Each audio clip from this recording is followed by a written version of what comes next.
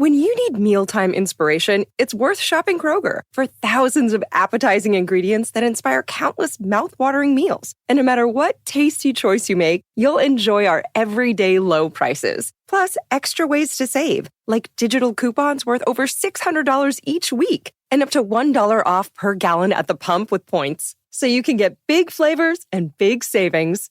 Kroger, fresh for everyone. Fuel restrictions apply.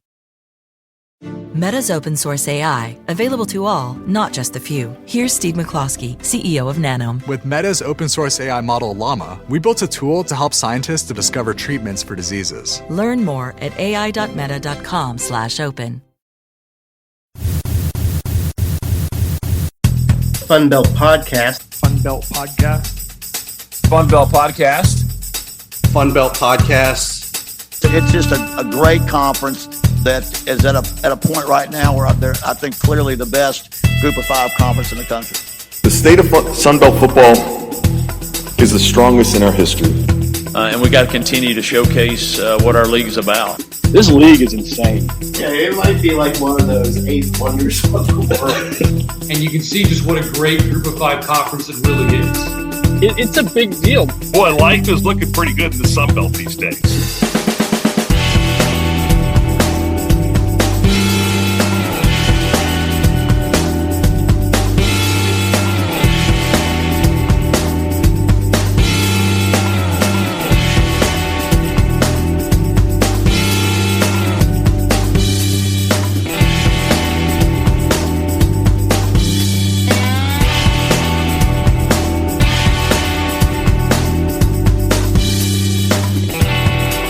Very excited about the Sun Belt.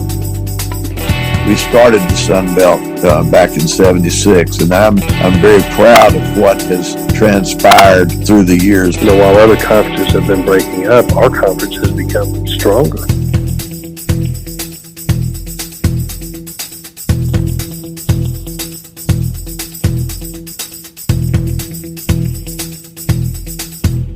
Edit that out, Dusty. Welcome back to the FunBelt Podcast. With me, as always, is Dusty Thibodeaux from the Warhawk Report and Ben Moore from Panther Talk. Ben, it's good. Ben? Did you offend him again? I don't know. Is it something I said? Dusty, did you say something? I mean, I showered. Isn't that enough?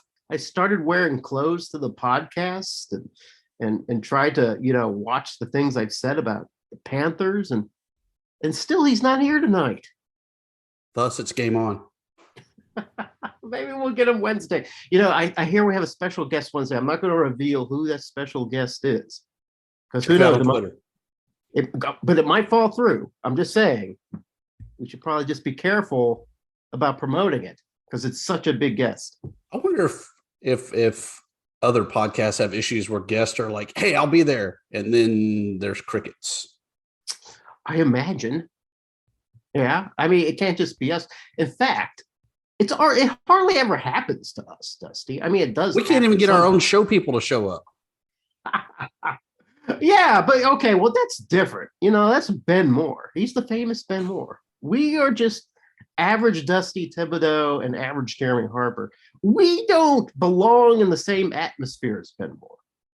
You know what, though? What's that? Makes me have to drink a beer. And what beer are you drinking? We talked a while back Yeah. about wanting to drink beers from around the Sun Belt. Uh-huh. Monroe-based Flying Tiger Brewery stepped up and sent me some Warhawk beer. Holy hell. It supports a scholarship at ULM. It's a good beer. When we finally get together for a good old A-State ULM game, we got to go hit up some Flying Tiger and get some more Warhawk beer, and I'll convert you to being a Warhawk fan. All right. Is it a Pilsner? Is it a lager? What are we having? This is a Pilsner. They have a wide variety of beers, though. Yeah. My favorite, obviously, the Warhawk beer. They have a milk stout. They're doing some collaborations right now with some tequila-based and some whiskey barrels coming soon because they're celebrating their 5-year anniversary. But check them out online, flyingtiger.com. All right. Now, there's rumors floating around. It's been floating around for a little while. And I don't know if it's ever come to fruition that there is also a Red Wolves beer in the works.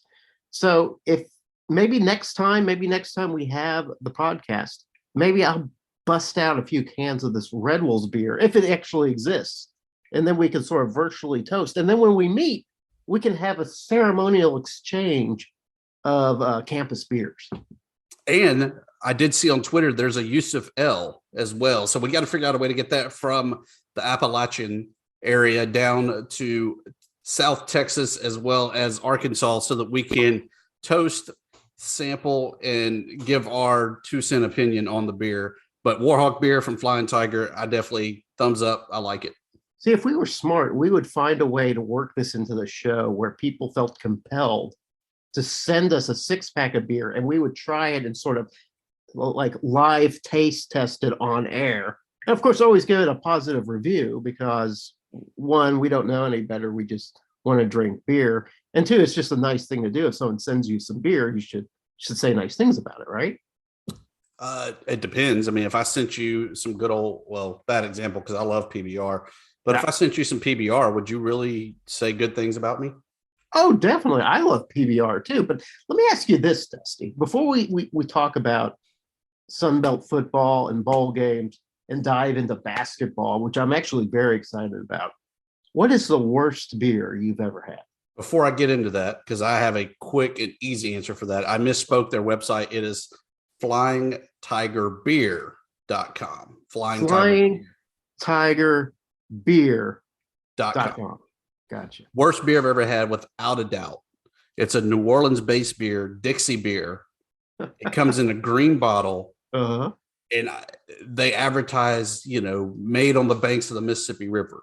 I picture in my mind, because of how bad this beer was, they have like this contraption with all the bottles on it, and they dip it into the river and then quickly stamp the cap on it, because that's exactly what it tastes like, is nasty, horrible Mississippi River water. The worst beer I had when I was growing up, when I was a kid, my grandfather, I grew up in Southern Illinois. My grandfather drank one kind of beer. It was called Stag.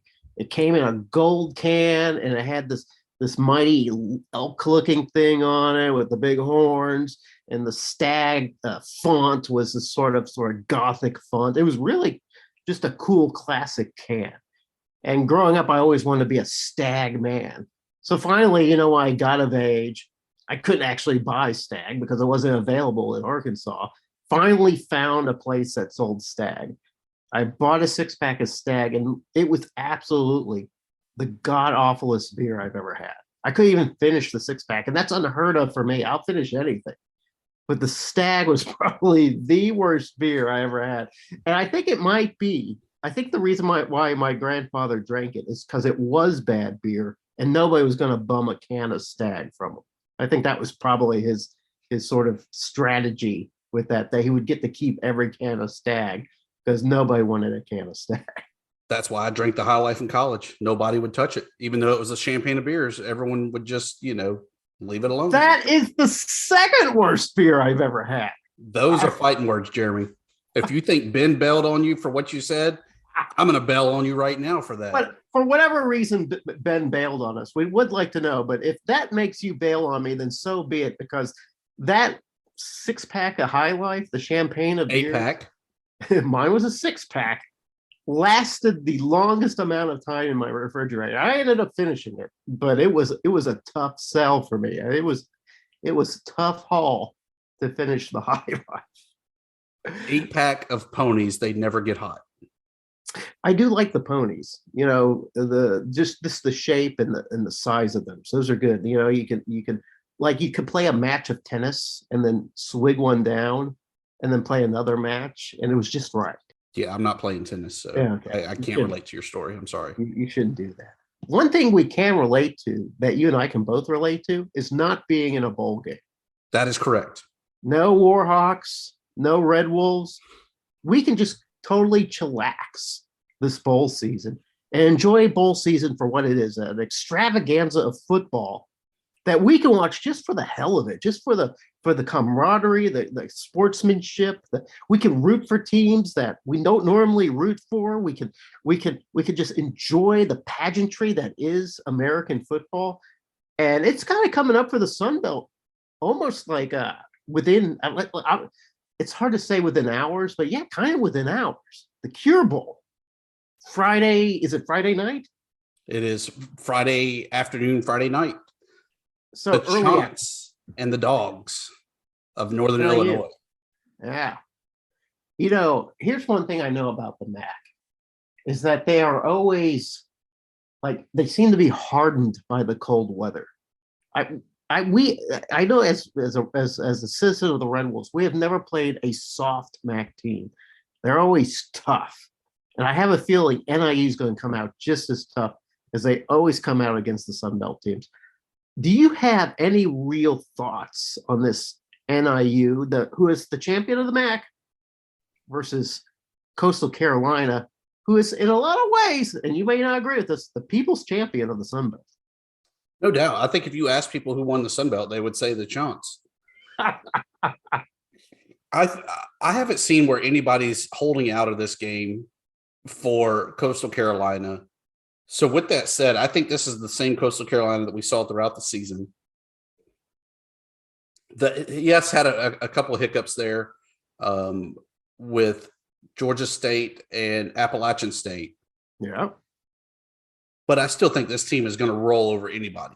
I think if you replay those games, it's probably going to be a split that Coastal Carolina would beat Appalachian State this time. They would beat Georgia State this time.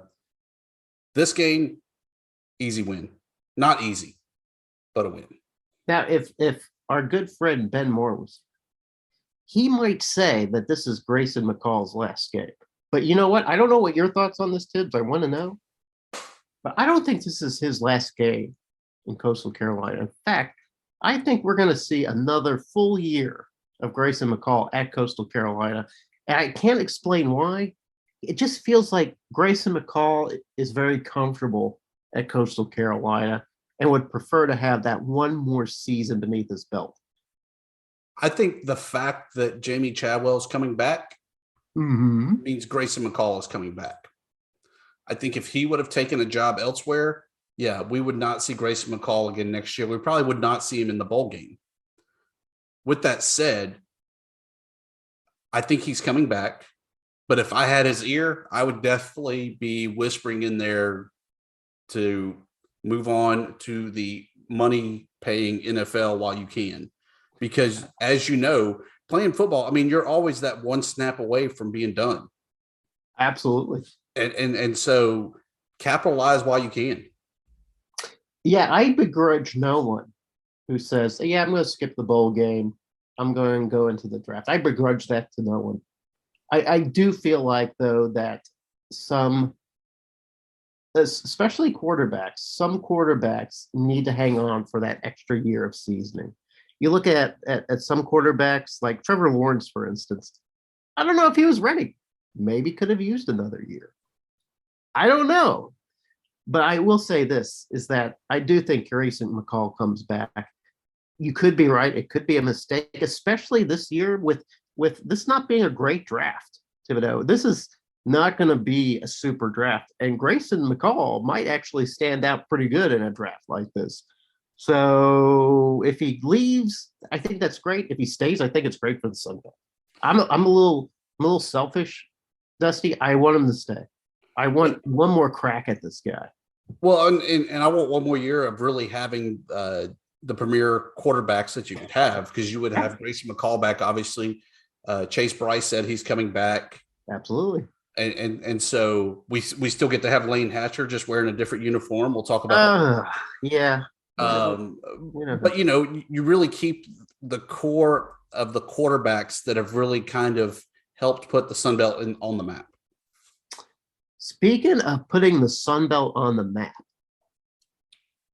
Boca Bowl follows the Cure Bowl on Saturday when Appalachian State takes on Western Kentucky, former citizen of the Sun Belt, Western Kentucky. So there's there's a little bit of history in a way with Western Kentucky and the Sun Belt. And there were some thoughts that maybe Western Kentucky would like to come back to the Sun Belt, and that the Sun Belt was like, thanks, but no thanks. You had your chance, buddy. But that being said, Western Kentucky, very interesting matchup with Appalachian State, in that Western Kentucky has this prolific quarterback whose name suddenly escapes me. Zaps? Yeah. Zappy. Zappy, yes. Just a dynamic guy. It's just breaking yardage records left and right. And you put that Western Kentucky offense against that stout Appalachian State defense, that's going to be a pretty good game, Dusty Thibodeaux. That's a game that even if you don't care about the Sun Belt, you might say, hey, listen, I'm going to check this one out. Well, I was going to check it out anyway. Well, yeah, I mean, it goes without saying. I'm just trying to build some mystique around this game. I like Appalachian State in this game, but Western Kentucky has bigger things to play for right now after their community, their college was leveled recently by those tornadoes, that I think they go down to the Boca Bowl and kind of win one for the Gipper there for old Big Red and pull out the upset for the community. And I would be perfectly okay with that. You know what? And that actually puts Appalachian State in the sort of the villain seat in a way, doesn't it? Because the nation's definitely going to be pulling for Western Kentucky, right? You have to be pulling for Western Kentucky. It's kind of like New York Yankees back when after 2000 or during 2001, he wanted to see that New York Mets series, right? To get it back on track, you're going to want to see Western Kentucky represent the community. That might be some bad news for Appalachian State. Yeah, and you know, I mean, obviously it can go one of two ways, that either they do kind of rally around the community and play it for the community, or kind of their mind is elsewhere, rightfully so. Yeah. I think that the coaching staff, and especially with bowl week kind of being an entire week while you're down in Boca, I think that they're removed. I think that they're separated, a little bit focused, and are able to kind of use it as a rallying point for the community as opposed to being distracted by it. So last week, I know I said Appalachian State. I thought that they were hands down winner, but I really think that that's going to be the X factor and really push Big Red over the top. You know, I remember a couple years ago when Arkansas State played Georgia, and Arkansas head coach Blake Anderson, his wife Wendy, was in the middle of fighting breast cancer, and the fans did a beautiful tribute by unfurling a huge banner that said, "We're with you, Wendy," that kind of thing. And everybody cheered, and a lot of people wore like pink ribbons in honor of Coach Anderson's wife, an opponent at the time. Now, they ended up just destroying and clobbering Arkansas State that day. They didn't, after all the tributes were done, it was like business as usual. So hopefully Appalachian State, the team and the program and the organization kind of understands what they're getting into here, can kind of join forces with the community of Western Kentucky and Bowling Green, and find some way to make a very special moment of this, and then play a great game of football. Let's just hope that's what happens. Yeah, and then the nightcap there afterwards is going to be a great football game there, where you have Louisiana Lafayette playing Marshall in the New Orleans Bowl. I think that this is kind of a coming out party for Michael DeZorma, the new head coach there, and really an audition for those assistant coaches wanting to land spots on the staff, because he hasn't announced any coaches at all. He did say that he would be calling the plays with coach and now football analyst for the Cajuns. Matt Viator would be in the booth talking to him down on the field. Yeah. But he hasn't really named anybody on his staff yet. So I got the feeling that this is kind of an audition and kind of seeing how focused these assistant coaches can get that team, as well as how well they execute in this pretty big bowl game. Because you got to remember that the Cajuns are going to recruit in that New Orleans area.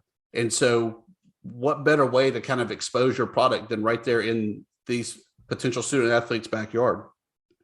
You know, DeJordo too, is that this is his opportunity to say, hey, you know, Napier did great things for Louisiana and the Cajuns.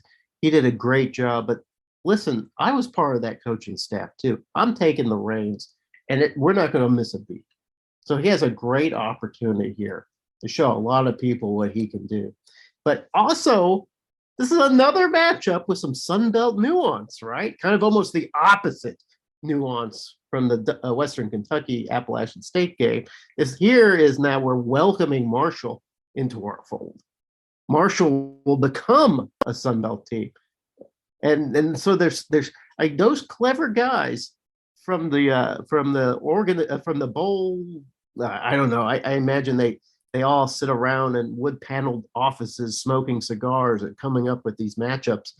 Here's another matchup that has more than just one meaning for the game. It's not just a matchup between Marshall and the Cajuns.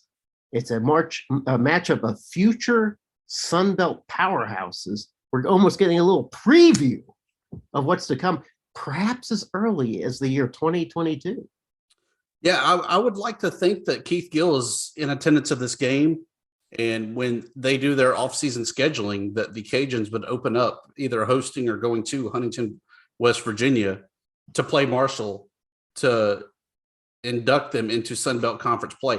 I think that would be a good thing because win or lose, there's going to be a lot of storylines of, oh, well, we shouldn't have lost a bowl game, and so we got to make up for it, or we beat them. We got to show them it wasn't a fluke. We're going to do it again. And so I really like that they are coming into the league potentially in 2022. And that if I had my way, that's the Sun Belt season opener for the Cajuns and the Thundering Herd. That would be awesome. It's almost like the Sun Belt can't lose this game. The Cajuns win, it's a win for the Sun Belt. If the Marshall wins, it's kind of a win for the Sun Belt. We'll take it. Nothing's a win for CUSA. They'll still have Conference USA on the jersey, so they definitely have to lose this game. Okay. All right. Enough talk about the bowls, because the bowls, we don't get to be in a bowl game, Thibodeaux, but we are in another game. The game of recruiting. And that is the most important game there is. I know that you're knee deep in recruiting right now, but I want to ask you something, because I have a feeling you pay attention more to this than most mortal men. What the hell is with this portal? It is bulging with talent right now. It's sucking out talent from some teams, and some lucky teams are going to be pulling some good talent out of it. I think it really comes down to the NCAA putting the waiver out there that you don't have to sit out the year, because it used to be so exciting that you would land this quarterback. He's going to be the savior of our program in 2 years. Yeah, you'd have to wait. But now that guy is the immediate impact player for your team. And I think that's why you're seeing guys leapfrog so much in and out of the portal. It's eventually got to stop, though, because the rosters are just not sustainable. I think immediately to Florida International, that was down to, I believe, 60 players on scholarship. You can only sign 25 guys. Right. So that puts you maybe, if everyone stays eligible, at 85 scholarships. But then if everyone graduates again, it's just a big perpetual cycle that you can't ever get back to where you need to be. And so the NCAA has got to do something to curtail guys jumping in and out of the portal, putting back in that year of sit out if you transfer laterally. Or is it, do you get one portal jump and that's it? Or is there, because some of these guys are just portal hopping. They're in it at the start of the year, they're back in it at the end of the year. I don't know if that's good or bad for football. Honestly, there's not enough data to support either one, but I was wondering if you could clear up something for me, Tibbs, that you might not have an answer for, but maybe some insight. Bo Nix, for instance, out of Auburn, and then that Martinez out of Nebraska, longtime starters at quarterback for both of those kind of storied programs, Auburn and Nebraska, getting into the transfer portal. Where are they going to get better opportunities than they had from where they're leaving? I don't understand that. I mean, is it simply because they've been in there a while and they see the writing on the wall and a younger person's coming in? Are they being pushed by their coaches to get out? Or is there something else that I'm just not seeing? I think for at least one of those guys, and I won't drill down into the particulars, I think it's a personality clash, that there's a lot of personalities clashing that keep them from being as successful as they need to be at that school or propelling them. At one point, they were benched because they just were not able to really live up to the expectations that were there, only to then be turned back to. And, it kind of opened that door of, well, you benched me, so obviously I'm not good. Why are you coming back to me now? And then I think in the other situation, I think that the instability and uncertainty of how long a coach is going to be there before he jumps for a bigger, better opportunity or is told to go look for a bigger, better opportunity really plays a factor, because even though you always tell kids recruit to this, commit to the school, or, to where you want to be, they commit to a coach. And when that coach isn't there, they have nothing else to play for there. So they're left looking for a new home. Yeah, that makes sense with Bo Nix, because Bo Nix came in with Gus Malzahn. And then now you've got this new head coach in Brian Harsin. They kind of clashed a little bit. And now Nix is like, all right, maybe I need to find some other pasture, which reminds me, Thibodeaux, of a certain thing that's happened in the Sun Belt. Something near and dear, closer to me, is that longtime. Is he the starter? Is he the duo starter? Is he the backup? But Lane Hatcher, who's threw for a lot of yards and a lot of touchdowns, entered into the portal after a season with Butch Jones at the helm, and is now scheduled to sign with my hated rival, the Texas State Boobcats. Tibbs, what do you think of that? So does that mean McBride's out? I don't know. That's a good question. I was wondering that too. Is McBride moving on? Is McBride being benched? Is Lane Hatcher coming to sit behind McBride because he's kind of used to that kind of situation? I don't know. I might hate Lane Hatcher if he's going to unseat McBride. That McBride is your favorite non-ULM player. We all know this. I mean, I'm hurt and shocked. No, look, I mean, if it's the right opportunity for him, the right fit, good for him. If he can come in and Jake Spavital thinks that that's what's the missing piece to get them up to 6-7 wins to be bowl eligible and potentially go into the postseason, good for him. I think that there's a lot riding on this upcoming season, though, for your beloved Boobcats and whether or not that they are really competitive in the Sun Belt West and trying to get over that hump to get to a bowl game. Because I don't think they necessarily have to win it all, but I do think that they have to go to the postseason in order to save his job. Absolutely.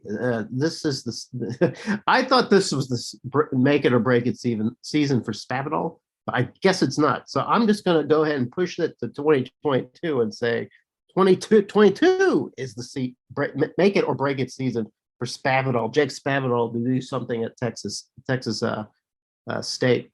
But I tell you, one thing that is interesting to look at the portal is that you'll see teams like Arkansas State, who has, depending on who you talk to, either 11 or 15 people in the portal.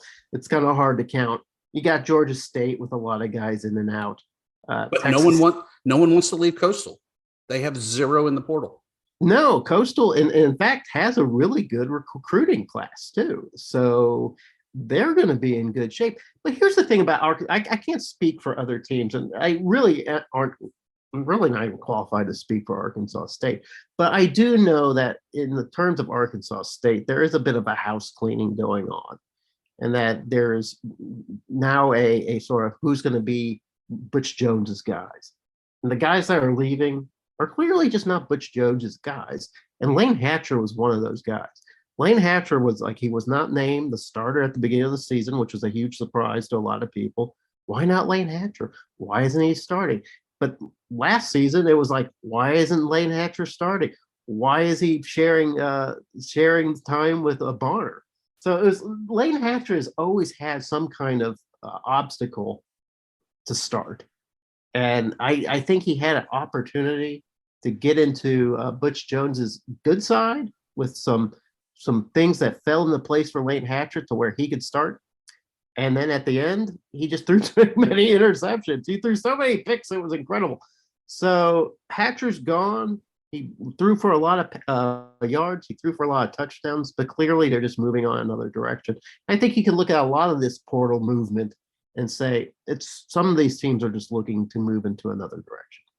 But what does that do for the expectation at Arkansas State? Does that mean this year's kind of a wash because Butch Jones has to kind of clear up the scholarship spots to get his players in? And how long is that patience on the back end? I mean, are you giving him, instead of giving him the 5 years, now you're giving him a 6 year? A lot of fans have actually been pretty cool with the process. You know, at first there's a lot of grinding of teeth. What is happening on the field? This is an A-State football. Everything's going to hell in the handbasket. Then when you sat down and you realized that there were no players on the preseason all FunBelt teams for Arkansas State, and then the season ended, there were a couple Red Wolves players, and they were all new guys that Butch Jones had brought in. It was like, okay, we see here that we just didn't have the talent. We're not catching up. We're not keeping up with some of these other programs in the Sun Belt in terms of talent. And that's what Jones is here to do. You know what's funny about Jones is he could end up one of these coaches who does all the dirty work, you know, takes all the publicity hits, you know, cleans up the house, does all that work that everybody doesn't appreciate. Year 3, he's still not winning, gets fired. Next guy who comes in gets this glorious situation where everything's cleaned up for him, wins the whole thing, and he's going to look like he's the guy that did it. So I wouldn't be surprised if that happened with Butch Jones, but I'm happy Butch Jones is doing what he's doing now because the program really did need a new perspective. Even though, hey, congratulations, by the way, to Coach Blake Anderson out in the Mountain West. Did a great job with Utah State. I hope he can maintain that. We mentioned earlier, though, about Texas State. Last year, they were all transfer portal and one high schooler. I think it's interesting that when we look at it, they already have 4 guys already wanting back out again, and they've now landed 2 guys, obviously Lane Hatcher, and then the Cajuns' defensive lineman, Dominique Ratcliffe, has committed to the Bobcats and is expected to sign on Wednesday with them. You know, because you and Ben have your fingers on the pulse of that lifestyle, that recruiting lifestyle than I have. You guys said something very interesting to me at the beginning of the season about the Bobcats, and that's they're probably really pissing off those Texas area high schools. That how can you build a relationship with those guys if you're not taking any of the players? And now maybe Spavital and his crew are at a point where, hey, nobody even wants to talk to us. Nobody even wants to give us an inside scoop on a player because they know that the Bobcats aren't shopping for kids to put on scholarship out of high school. They're shopping for nothing but transfers. So I'm wondering if the Bobcats, in a way, are kind of positioning themselves to be a program that's sort of on an island when it comes to recruiting. Maybe the only people they can recruit now are malcontents from other teams. Well, and that's possibly part of the issue, but I think that he wants the maturity. He doesn't want the 17 to 19-year-old fresh out of high school that's never had to play disciplined football, never had to really balance the student athlete life, as opposed to these guys that have already been there, done that, and they're just looking to be able to get on the field. So they're going to be more motivated and push themselves more to get on the field quicker. I think that's the bigger driving factor than really closing the doors to all the high schoolers. I do think that short term, so maybe this recruiting cycle, you'll see another heavy transfer portal for Texas State, provided Spavital's around for another year. I think you'll see it kind of scale back and go to a 50-50 mix of transfer and high school guys as you try to build that depth so that you don't have, all 85 guys, for instance, graduating in 1 year. You kind of have that normal, 5 to 10 guys graduating every semester. But don't you think, Dusty, that jumping into the portal is a little bit like committing murder? Like once you've committed one murder, you've done the first murder, that committing murder again is a lot easier. So isn't it kind of like what's happening at Texas State? You're getting a bunch of guys who've already committed that one portal jump. And for them, the second portal jump's much easier. They're just like, well, I'll just jump somewhere else. Aren't you really just making your program into sort of an island of mercenaries instead of a nation built from the ground up? Yes, I see exactly what you're saying, but at the end of the day, these guys have riders in their contracts where they have to be competitive, win these games, win conference championships, and it really turns into a win any way that's legally possible. And for right now, the portal is the legally way to go and do that. Bottom line, that's where it counts. I understand that. That's probably what Jake's thinking. I got to get some bottom line results. And I don't care if these guys are bleed gold and maroon. I need these guys to score some touchdowns. I get that. So speaking of loyalty, FunBelt wasn't very loyal to a long-time program, a program that's been with the Sunbelt for 30 years. I am talking about the Little Rock Trojans, who are now entering the Ohio Valley Conference, which, if we can just step back from it, Tibbs, probably is the best for everyone. It is the best. The Sun Belt's really shifted into being a football-minded conference, unlike in the past. And, Cliff Ellis even kind of alluded to that when we had him back several episodes. Back when this was a basketball, baseball-only conference, it was the better of the conferences.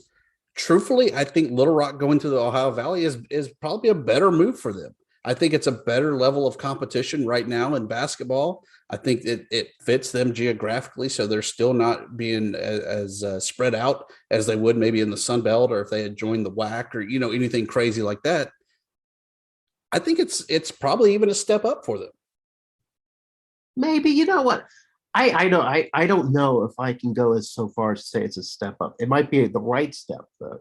It might be sort of a side step. It might be more of a comfortable step.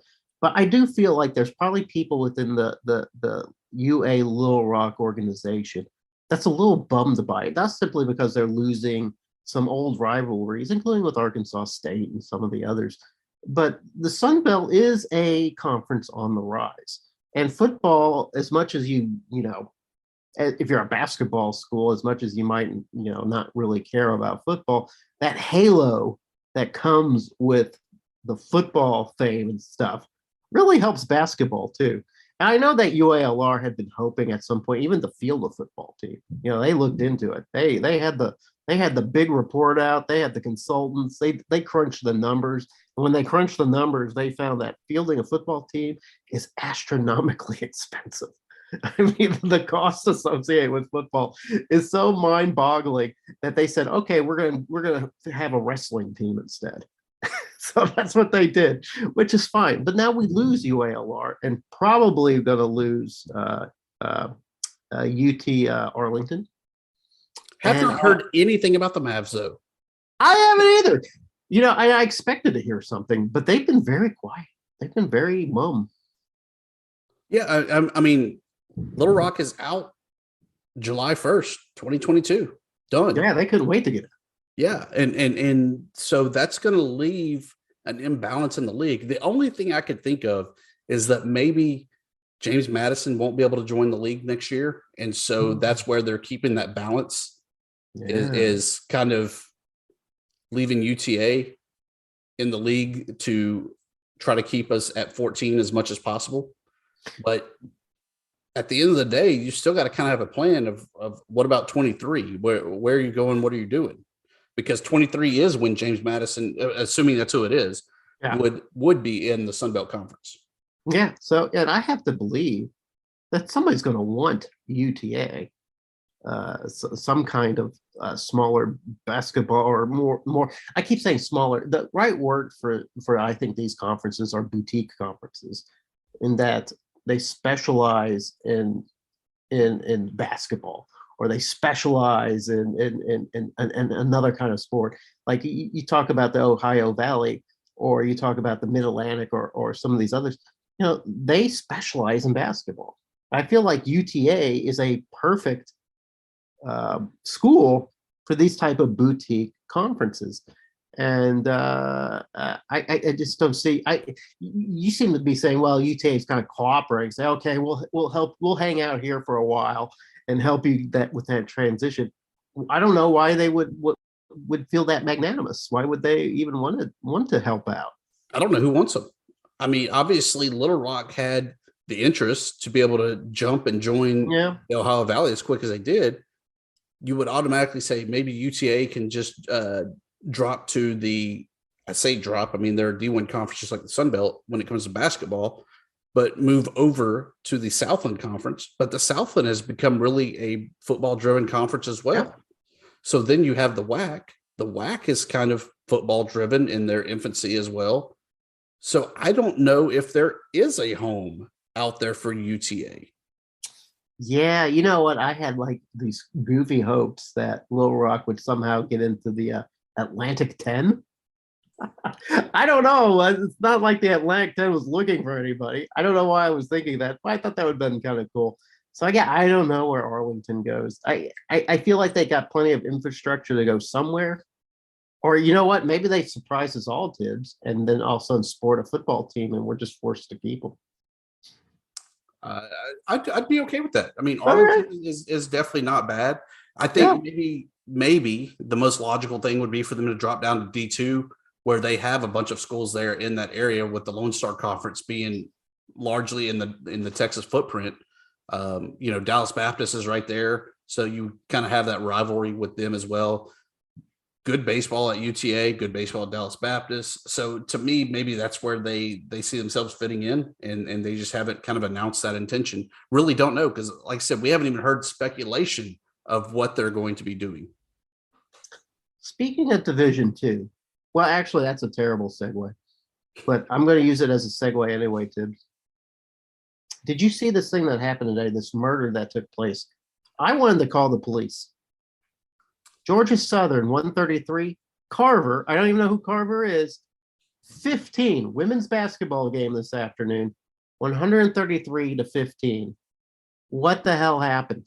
Why are women's basketball games allowed to be that lopsided? I feel like on the men's side, if a score got like that, we would be going, did you see the fight between Carver and Georgia Southern? But women's basketball, they're just kind of like, it happens. Yeah, I don't know. I don't know how you prevent something like that from happening, because clearly, I think at the third quarter it was 99-9. I think that was the third quarter. How it ended at the third quarter. You would think at some point, like somebody might say, "Hey, listen, this game is comically disproportional, and this matchup was ill-advised from the start. Let's just go ahead and call it a game here." Because right now we've got 2,500 people here who apparently were mostly kids. I guess it was some sort of invite schools over to watch the game. Is this how they're going to see sportsmanship? This much better team just completely clobbering an undermatched, underskilled, under-talented team in Carver? What lesson is that, Tibbs? What's the meme? Y'all want to see a dead body? That's what they saw. It was true domination by Georgia Southern, without a doubt. Carver had 49 turnovers, leading to 79 Eagle points. The Eagles shot 60% from the floor. Carver shot 12. Now, the reason, Tibbs, why I led our basketball discussion with women's Georgia Southern and Carver is sort of to underscore or to lead in or to soft launch this idea of what's going on with Sunbelt basketball, is that the competition that the Sunbelt has been playing this out of conference season, let's call it, hasn't been very kind to us in terms of net ranking. Have you looked at the net rankings? I have, and you know what? Arkansas State found a loophole in the net rankings because road wins count more than a home win when you're playing kind of that mid-major conferences. Arkansas State, we talked about Little Rock leaving for the Ohio Valley. I think Arkansas State's leaving for the SWAC because this week they had games at Arkansas Pine Bluff, at Mississippi Valley. Now, don't get me wrong. They took care of business. They won both the games. Yeah. They weren't blowouts. They were the right margin of victory and everything else. But why are you going to a SWAC school? I am told that this was a scheduling anomaly that wouldn't happen again in another 1,000 years. But okay, listen, I would explain it to you, Dusty, but there's a lot of physics and science involved. So I don't want to bore our readers. We don't have readers, by the way. Oh, yeah. Our listeners. There you go. But anyway, but the point of the matter is, it didn't really help Arkansas State at all. That didn't help Arkansas State at all. In fact, last week, the net for Arkansas State was 229. This week, 234. So we played 2 out-of-conference games on the road and did not improve. In fact, we saw our net unimprove by about 5 games. Yeah, by about 5 points. It's a bad example because, I mean, let's face it, when you play the SWAC, you know, it's the top 68 teams that are going into March Madness. The SWAC, 9.5 out of 10 times is that 68 team in Dayton playing for the 16 seed if they can even get out of Dayton. So not a very strong basketball conference. I think the top is very good with Texas Southern, who just recently beat Florida, as well as Southern usually has a pretty good team there as well. And then there's a huge drop off from there down to the bottom of the SWAC. I think if you would have done this with maybe some Southland schools, some Summit, or one of the more prestigious mid-major conferences, I think that would really help. And that's where the conference needs to get to, is they've got to get more in line with those peer conferences. But let's face it, Tibbs, Arkansas State's not the only Sunbelt program who's suffering this lack of scheduling. Look at who we've got. We've got Louisiana, who's supposed to be pretty good, 211. Georgia State, who's supposed to be the cream of the crop for the Sunbelt this year, at 188. Defending champion, Appalachian State, 183. I mean, we don't have great quality wins or losses. Now, the only 2 teams below 100 in net is Texas State, who we kind of expected because Texas State was the regular season champ and they're pretty good. And this year's sort of darling for between you and I love these guys, South Alabama. South Alabama has a net of 66. They've actually improved from last week's, from 68 to 66. They're just getting better. Maybe, could it be that South Alabama is the team that could get into the NCAA tournament on its own steam without having to win the Sun Belt? No, because they're going to win the Sun Belt. And so I think it's a moot point. But when we look at these net numbers, we're really just like the SWAC. There's the top 2, and then there's a huge fall from there. And I don't know. I mean, obviously, the quick and dirty, simple answer is play better games. Well, when we had Jay Walker on, he even said across the league, the home schedule sucks. No one wants to come to a Sun Belt Conference school.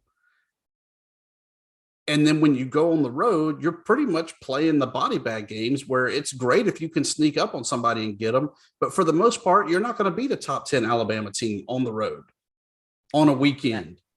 South Alabama almost did, though. They did. They almost did. Yeah. But you look at even that LSU game. They blew out ULM. Yeah. They beat pretty handily Texas State. Sure. You look even more recently on a pure conference basis with the SoCon, Mercer's 3-0 against the Sun Belt. Yeah. We have 1 game left against Mercer, and that's when Troy goes December 22nd. So a little over a week away. They might be 4-0.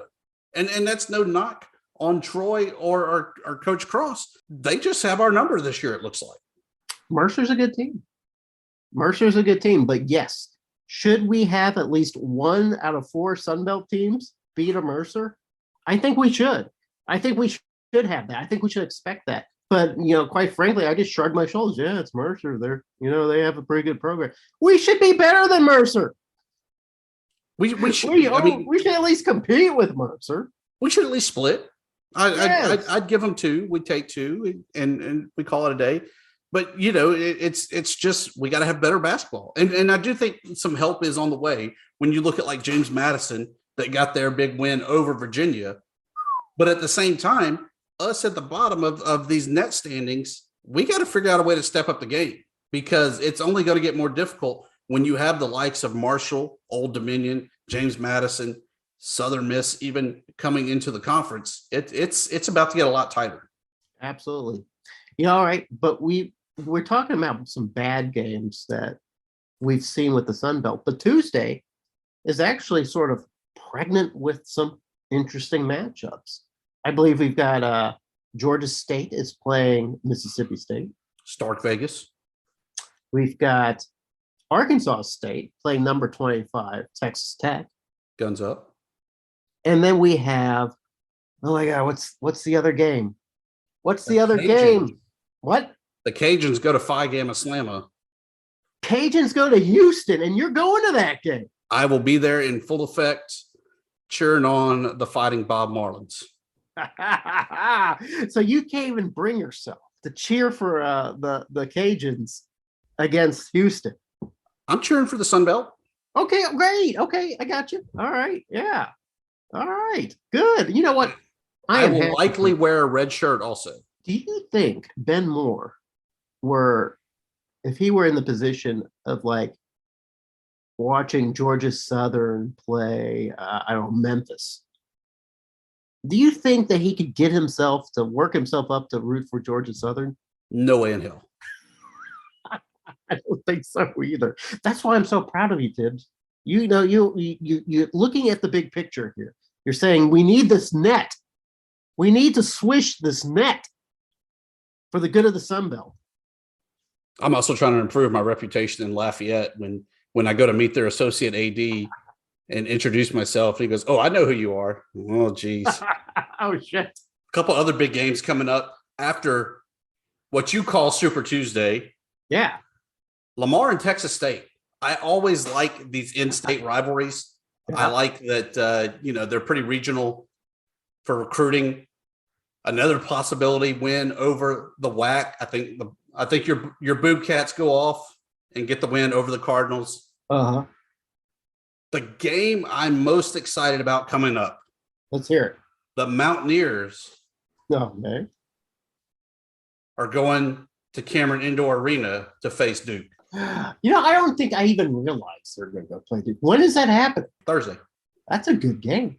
Coach K's final season and the potential of a Sun Belt upset in his final year.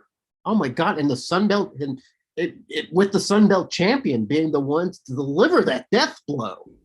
Whoa, that's a storyline right there. It would be great. Yeah, I'm sure that our friends at Appalachian State, should they win that game, Dusty, would handle it with sort of grace and humility and aplomb, and just sort of be real chill about that victory, don't you think? And the Flying Tiger Warhawk beer will flow in the streets. You know what? Here's my thing, Tibbs. I think that you can put Sunbelt teams into 3 buckets right now. You can put them in these are good team bucket. You can put these are really bad teams bucket, and you might put like UALR in that bucket. And then you have a bigger bucket that you just have no idea if they're good or bad. I put Arkansas State in that bucket. Because you look at Arkansas State, and they have some really good pieces. For instance, they got a lot of guys in the top 5 for in categories for the Sun Belt, and some national categories too. And then they're 7-2, but they're 7-2 against some really weird ass teams. So you have no idea if this team is good or bad. It sounds like to me you're kind of saying that about ULM too. Yeah, maybe they're okay. Maybe they're not okay. We don't know because we haven't really seen a really good level of play, and we won't really know until December, at the end of December, when we start playing each other. Yeah, and you know, we collectively in that middle bucket of question marks there, we got to kind of shit or get off the pot here pretty soon because we're just a couple weeks away from the conference starting. December 30th is when all the conference games start. And then there's the quick turnaround that a lot of teams are playing also on the 1st as well. And so it's really make or break time right now. Yeah. And if we don't do well on Super Tuesday, and if Appalachian State gets embarrassed by Duke, which is a good chance that's going to happen because they're Duke and it's at Cameron and it's hard to play there. And if we just can't pick up a solid win against Mercer, oh my God, if we cannot even get a win against Mercer, then yeah, the Sun Belt's going to be, once again, one bid league team, which we did expect they'd be a 2-bid anyway this season. But we will still not quite have seen a pickup in talent that we keep hoping we're going to see year after year. Right now, we're just not seeing it. We need somebody to show us. South Alabama has been the closest, I think, that has shown us that, okay, we could have a good team in the Sun Belt. But they're portal heavy. They're not homegrown. And maybe that's what the Sun Belt has to kind of do is go, okay, well, we're just going to have to be that sort of landing point for players that just want to get some minutes. They're not getting the minutes where they're going. So, hey, by the way, let me ask you this, Tibbs, about portals. Going back to portaling, you know, we keep asking ourselves, what is the motivation for a lot of these players? Do you think maybe playing time is the number one motivation? Like you get these guys that, you know, maybe they're second string or maybe they had some of their time cut and they're like, listen, I can't prove to people who I am unless I'm out in the field. If that means I have to go to Grambling to do it, I'm going to go to Grambling. Do you think that's part of the thing that drives some of these players? Everyone's a 5-star in their mind. Everybody bets on themselves, right? And so I think that definitely plays a factor into it. And I think it's also kind of the microwave society there that, you know, we want everything right now. And people don't want to wait and learn the playbook thoroughly. They don't want to go through a year of strength and conditioning. They want to just go straight from graduation out onto the field and become All-Americans. It's very rare that actually happens. No. And so it takes time for you to really learn how to play college football, almost like that full redshirt year. And I think a lot of guys, I remember ULM had a running back several years ago that was 3-star running back. He was all-state first team, like an honorable mention, All-American, you know, high school wise, 2-time state champion, you know, everything down the list. He was the man. He steps foot even right across the river, coming from West Monroe, Louisiana to Monroe, Louisiana. He's just a freshman that's a running back. Yep. And you know, yeah, you're our future running back, but for right now, you're on scout team. And he even said that was one of the hardest and most humbling things that he's ever had to go through in his life, was just being forced to take that step back and really focus on learning himself and learning how to play football. Something that, you know, he was like, oh, I know how to play football. I've been playing since I was 5 years old. Yeah, I think but I know how to know the ins and outs, the conditioning, and everything it takes to be a D1 athlete. And what the portal does is just takes that away. Because if you're a kid who is like your West Monroe kid who goes to Monroe, and he's been told all his life he's the best, and he has been the best, at least in his pond, comes into a bigger pond, and suddenly he's not the bee's knees. And now it used to be, all right, well, I have no choice. I have to suck it up, listen to my coaches, listen to my elders, learn the playbook, become a better football player. But now it's, or I can jump in the portal and have people tell me I'm great all over again. I mean, that must be a drug, Dusty, to have people recruiting you and telling you how fabulous you are and how you're going to fit in with the team and that you're going to be a center point and all that. That must be one hell of a drug for an 18, 19, 20-year-old kid. I mean, I would like to be told that. I would too. Over and over. I think that we've come a long way, and this is a way non-sports related rant that I've always had. When you commit, that's your commitment. That's where you've said, you've vetted, that's where you want to be, where you want to go. And I feel like it's more of a temporary assignment, good old TDY, like they say in the military. And instead of kind of seeing things through the thick, the thin, and everything else, there's a lot of people even that are like, "Why are you a ULM fan? Why do you like ULM?" Well, that's where I went to school. Yeah, that's where I went to school. That's where I met my wife. If I wouldn't have gone to school there, I wouldn't have this degree. Wouldn't be able to have the house, the car, the kids, the student loan debt, and everything else that goes along with it. But it's the loyalty side, and I think that that's a lot of what's lost in this day and age of recruiting and student athletes. See, Tibbs, you committed to ULM. I did. And if you could have transferred, you could have transferred to LSU. It would have been easier. Your life would have been easier, right? Everybody at Louisiana loves LSU. You would have fit right in. You would have been part of the party. But you said, no, I'm committed to ULM. These are the people who stood by me, and Dan, I'm going to stand by them. Exactly. Yeah. True and and true. So we got a lot of people in the portal who a school said, we're going to stand by you. All we ask is that you learn the playbook, that you obey the rules. And some of these kids are kind of like, no, I forget all that. Forget all that. You stand by me. I'm going somewhere else who's going to even stand closer by me.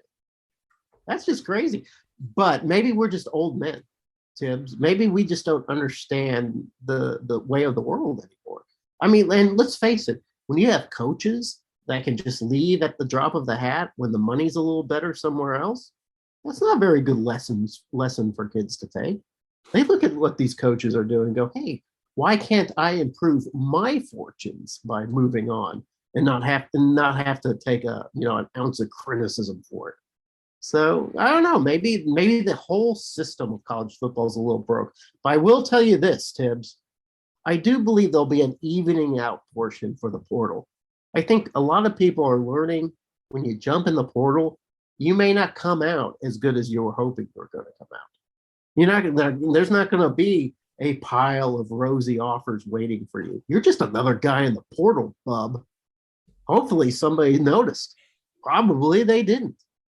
You probably should have stuck with what you had, got your education, took your scholarship, enjoyed your time with your mates on the field, and then moved on with your life. It's definitely frustrating. It's frustrating all around whenever you start hearing all the numbers of, the coaches being able to leave for that, kids unable to. But, I think, again, maybe it's just me. When you make that commitment and you have the bills paid for, and by that I mean, room and board, tuition, sure, books, take advantage of it. Absolutely. Because there's been a lot of guys that have gone into the portal that are homeless. And I don't mean like they're living under the bridge downtown. I mean, like they're no longer student athletes being able to play at the D1, D2, D3, any level. So you got to make sure. And I think that's part of the life lesson and part of growing and maturing that you have to really force upon these student athletes is just knowing that the grass isn't always greener on the other side. That being said, Dusty, look at South Alabama, a team comprised of a lot of transfers, and they are currently the best team in the Sun Belt. So maybe that's how future winners are going to be made. But look at your Bobcats on the gridiron. All right, yeah. Transfers. The yin and the yang. Maybe it doesn't work in football. Perhaps it works in basketball. Because let's face it, if you get two good guys in basketball, you're gold, right? You honestly just need two great guys and then some role players. If you can do that, maybe the transfer portal is much more potent in basketball than it is in football. Maybe what we're seeing is a new way to build a basketball team, and we're seeing that from South Alabama. For our plugs, promos, parting shots, everyone's making fun of the big guy, the 7 foot, 400 pounder that tripped and fell, but then got the assist on the basketball play. Good for him. We always like the big guys anyway. I was more disappointed that he was at the top at the key and not down on the blocks, just creaming some guy that's, 6'3" and 120 pounds and just going through him with a dunk at the goal. That's what I wanted to see, not him tripping and falling, even though he didn't assist. So that's definitely my parting shot. Very philosophical. Promos and plugs, obviously. National Signing Day is coming up on Wednesday. WarhawkReport.com will have the latest on ULM's early signees for the December signing period. Be sure to check us out, Warhawk Report. Also, check out FunBelt PC, our Twitter account for the podcast, for our guest announcement for Wednesday, as well as whatever other kind of antics we throw out there. All of us have access to that Twitter account, so there's no telling who has control of it and what they're putting out there. And then, of course, Flying Tiger Brewery, flyingtigerbeer.com. Thank you for the beer, the Warhawk beer this week. Great, excellent stuff, and looking forward to maybe they'll send us another 6-pack, Jeremy. I hope they send me a 6-pack. Maybe they would win me as a fan. My allegiances are for sale for as little as a 6-pack of beer. I might be a Warhawk fan. My parting shot is that with the early signing period coming, this is maybe an old man thing, but it used to be in February when you would have the signing day. It was almost like a holiday. You'd wait for that long period of time in December and January where all the recruiting was going on, and there'd be some last second poaching that would either make you happy or make you furious. There's all this stuff that built into it, and the day would come and the faxes would come in, and that one fax wouldn't come in, and you're like, oh my God, what happened to player X? And they end up, he's like going to junior college, or he's going to Auburn or something like that, and you scream. But it was just a roller coaster of emotions. And somehow, I kind of like the early signing period because it gives me something to look at on December 15th. And then it gives me a bundle of dudes to look through and go, oh, wow, this guy's going to make a real contribution. And you also feel like, okay, we got him early, so there's no chance he's going to bail on me in February. So I'm happy with that. But some of the magic has been lost. And I don't know if I want it back. I don't know if it needs to come back. I don't know what the transfer portal is going to do to all this, because it seems to be having a wild effect on all of this process.